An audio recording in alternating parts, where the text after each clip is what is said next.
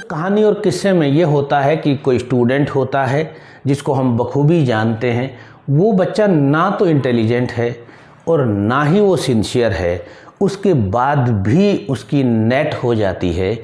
और उसके कंट्रास्ट में दूसरा एक बच्चा और है, वो सिंसियर भी है, वो स्टूडियस भी है, मगर उसकी नेट नहीं होती।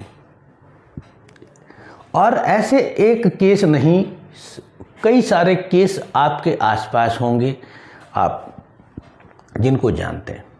और जब हम लोग स्टूडेंट थे तब भी ऐसे केस हमारे सामने होते थे कि ऐसे ऐसे लोगों की नेट हो जाती है। और कई बार स्टूडेंट आते भी हैं और बोलते हैं कि सर ऐसे ऐसे लोगों की तो नेट हो जाती है, जो ये हैं वो हैं, मगर हमारी नहीं होती है। तो इन सब के पीछे जानते हैं कि रीज़न क्या है। और आपको लगता है कि भाई ऐसा हमारे साथ नहीं हो, तो ये वीडियो आपकी मदद करेगा और आप इसको अंत तक जरूर देखिएगा। जी हाँ, नमस्कार, मैं doctor Praveen Mohil, study wellness expert, NLP practitioner and assistant professor botany, Rajasthan university Jaipur से रूबरू हूँ आपसे एक छोटे से वीडियो को लेके, यानी कि एक एक्सपीरियंस को लेके, कि जिसमें हम ये बात कर रहे हैं कि एग्ज़ाम के जस्ट बिफोर, यानी कि एकदम एग्ज़ाम सिर पे आ चुका है, एकदम एग्ज़ाम सामने है, थोड़े से दिन बचे हुए हैं, और उन दिनों में हम ऐसी क्या चीज़ें करें या ऐसा ना करें, यानी कि ऐसी 7 मिस्टेक या ऐसे 7 पॉइंट जो आपके रिजल्ट को बहुत अधिक प्रभावित करते हैं। और ये फैक्ट आप जानते भी हैं, और बहुत सारी रिसर्च है, बहुत सारे अनुसंधान हैं जो ये बात प्रमाणित करते हैं कि कुछ चीज़ें हैं जो रिजल्ट को पूरी तरह से बिगाड़ देती हैं, और कुछ चीज़ें ऐसी हैं जो रिजल्ट को बेहतरीन बना देती हैं। तो चलिए शुरू करते हैं। सबसे पहले कि पहला पॉइंट, यानी कि ये 7 चीज़ें कौन कौन सी है। सबसे पहला जो एस्पेक्ट है ये कि न्यू टॉपिक नो, यानी कि स्टूडेंट क्या करता है, एग्ज़ाम एकदम सिर पे हैं, 5 दिन 10 दिन 15 दिन जितना भी आपके लिए जल्दी है उतने हैं, और स्टूडेंट नई नई किताबें खोलता है। नहीं करना ऐसा। नो न्यू टॉपिक, यानी कि आपको ना ही कोई भी नया टॉपिक नहीं पढ़ना है। और इस वीडियो में मैं आपसे जो इश्यू है वो समझा रहा हूँ, साथ ही उसका सॉल्यूशन भी दे रहा हूँ। तो सबसे पहला वीडियो को शुरू करते हैं कि सबसे पहली बात है कि नए टॉपिक को नहीं पढ़ना है, बिल्कुल भी नए टॉपिक को नहीं पढ़ना है। तो आप पूछेंगे सर क्या पढ़ना है? आपको रिवीजन करना है, यानी कि आपने जो टॉपिक, जो यूनिट, जो पोर्शन पहले से पढ़ रखा है उसी को आपको पढ़ना है। आप ये भी कह सकते हैं कि सर हमने कुछ पढ़ ही नहीं रखा, तो आप 11th और 12th तो आपने पढ़ ही रखी है, उसको पढ़ लो। यानी कि नया कुछ नहीं पढ़ना है, क्योंकि एग्ज़ाम एकदम सिर पे है, बहुत पास में एग्ज़ाम आ गए हैं, बहुत अधिक टाइम हमारे पास नहीं है। इसके बाद नंबर 2 पे, नई बुक और नई गाइड भी हमें नहीं खरीदनी, नहीं पढ़नी है। फिर आप पूछेंगे सर क्या पढ़ना है? बिल्कुल वही जवाब है कि वही पढ़ना है जो आपने पिछले कुछ समय में पढ़ा है, वही पढ़ना, नया बिल्कुल नहीं पढ़ना। क्योंकि नया होगा, नई चीज़ को माइंड है वो एक्सेप्ट नहीं करता है जल्दी से। इसीलिए तो आप कहते हैं ना कि परिवर्तन धीरे धीरे आता है, मतलब है कि माइंड धीरे धीरे सीखता है। इतना टाइम हमारे पास है नहीं कि वो धीरे धीरे में हम सालों लगा दें। इसके बाद नंबर 3, नो न्यू एक्सपेरिमेंट, यानी कि आपका जो पढ़ने का तरीका है, आप चूंकि नेट के एग्जाम में दे रहे हैं तो आपको 15 साल यानी कि 17 साल हो गए हैं पढ़ते पढ़ते, यानी कि 12th 12, ग्रेजुएशन 3-15 और पीजी 17, यानी कि आपको 15-16 साल का आपका जो पैटर्न है उसी तरीके से पढ़ना है। मान लो उस तरीके में आप लिख के पढ़ते थे तो लिख के पढ़ना है, आप बोल के पढ़ते थे तो आपको बोल के पढ़ना है। आपका जो तरीका था उसी तरीके को काम में लेना है, क्योंकि एग्जाम बिल्कुल पास में है। एक्सपेरिमेंट नहीं करना, क्योंकि जैसे ही एक्सपेरिमेंट करोगे तो प्रॉब्लम में फंस सकते हो, तो ये रिस्क नहीं लेना। नंबर 4 बहुत इंपॉर्टेंट, रूटीन। कई बार यहाँ रूटीन का मेरा मतलब है कि जिस टाइम स्लॉट में आपका एग्ज़ाम है, मान लो आपका एग्ज़ाम सवेरे है और एक स्टूडेंट है जिसकी वो रात भर पढ़ता है और 1 बजे उठता है, यानी कि उसका जो बायोलॉजिकल सिस्टम है वो इस तरह से बना हुआ है कि वो सुबह 4-5 बजे सोता है और फिर 1 बजे उठता है। यानी कि जब और एग्ज़ाम है सवेरे मॉर्निंग में 8 बजे एग्ज़ाम है, तो 8 बजे वो बेशक बैठ जाएगा, मगर हमारा माइंड है यानी कि जो हमारा स्टोरेज है, हमारा जो स्टोर कीपर है वो दरवाज़ा नहीं खोलेगा, और जो दरवाज़ा नहीं खोलेगा तो हमारे जो सेव्ड डेटा हैं वो बाहर नहीं निकलेंगे, यानी कि हमें जो नॉलेज है हम उसको यूज नहीं कर पाएंगे।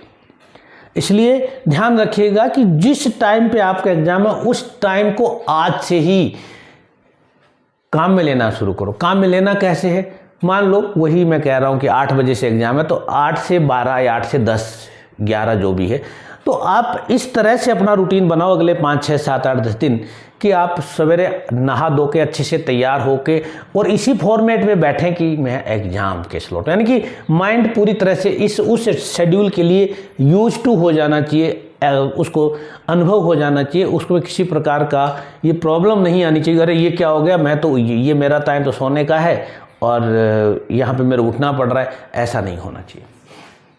तो ये रूटीन है as per time slot of your exam, और ये हर एग्ज़ाम में लागू होता है, और ये करीब करीब आपके 3 से 5% का इम्पैक्ट डाल देता है। नेक्स्ट पॉइंट हम बात करते हैं कि 5 नंबर पे फोकस ओनली ऑन रिवीजन। मैंने पहले पॉइंट में कहा कि नई चीज़ नहीं पढ़नी है, मैं अगेन ये कह रहा हूँ, बहुत इंपॉर्टेंट है इसलिए बार बार कह रहा हूँ कि फोकस ओनली ऑन रिवीजन, यानी कि आपको रिवीजन पर ही फोकस करना है। सम यूनिट गेट 100% मार्क, यानी कि आपकी जो भी परिस्थिति, आपकी तैयारी बहुत अच्छी है या आधी अधूरी है या बिल्कुल नहीं है, सिर्फ उन्हीं यूनिट्स को पढ़ना है जो आपके काम की है, जो पहले पढ़ चुके हो। काम की सारी हैं, जो पहले पढ़ चुके उन्हीं यूनिट को पढ़ना है, और इस प्रकार से पढ़ना है कि कुछ यूनिट ऐसी हो जाए कि जिनमें 100% कॉन्फिडेंस आ जाए कि साहब ये 5 यूनिट मेरी ऐसी हो गई हैं कि कुछ भी आ जाए क्वेश्चन, आई विल हैंडल। ये ज़रूरी है। तो दिस इज़ द रूटीन, इसको कहते हैं फोकस ओनली ऑन रिवीजन। फिर ये नंबर 6, ये सबका बैकबोन है, यानी कि मोस्ट इंपॉर्टेंट पार्ट है नट सेल नोट्स। ये नट सेल नोट्स क्या होते हैं? अलग अलग भाषाओं में, अलग अलग एरिया में अलग अलग नाम, हम लोग नट सेल नोट्स बोलते हैं।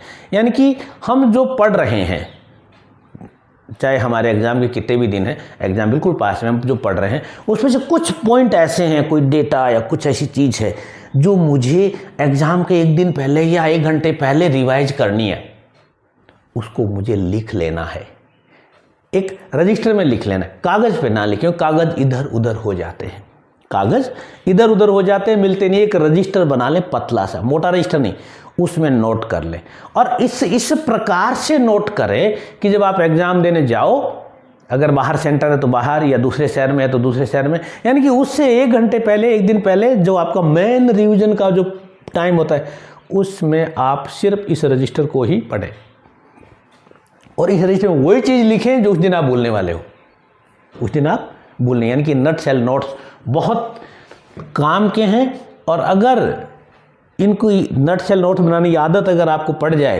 तो आपको ज़िंदगी में कभी मोटे मोटे किताबों के बैग भर के साथ ट्रेवल करने की ज़रूरत नहीं पड़ेगी।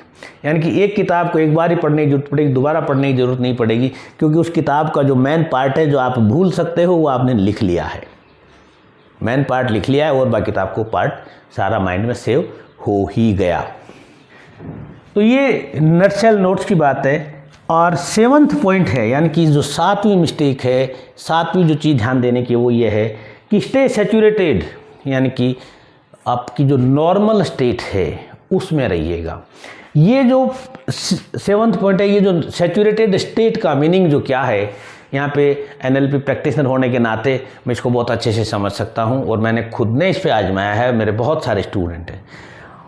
हड़बड़ाहट, नींद पूरी ना होना, हाजमा खराब होना, एसिडिटी हो जाना, माइग्रेन हो जाना, यानी कि ये सब नहीं होना चाहिए। और ये कब नहीं होता? ये तब नहीं होता कि जब आपकी नींद आज से ही प्रॉपर होनी चाहिए, आज से ही, यानी कि आपकी जो स्टैंडर्ड 8 घंटे, 5 घंटे, 7 घंटे जो भी आपकी नींद है वो आप अभी से मेंटेन करिए उसको। डियर स्टूडेंट, पढ़ाई से ज़्यादा इम्पोर्टेंट फैक्टर है ये नींद का, स्लीप का। दूसरा, फूड आपका जो भी आपकी रूटीन जो हम खाना खाते हैं उसी खाने को मेंटेन करना शुरू कर दीजिए उसमें। बहुत सारे स्टूडेंट ऐसे देखा है कि जिन बच्चों के सेंटर बाहर आते हैं वो बच्चे वहाँ जाते हैं, उनको खाना सूट नहीं करता है, उनके फूड पॉइजनिंग हो जाती है। सोचिए एग्ज़ाम के एक दिन पहले फूड पॉइजनिंग होगी तो आप क्या कर पाएंगे।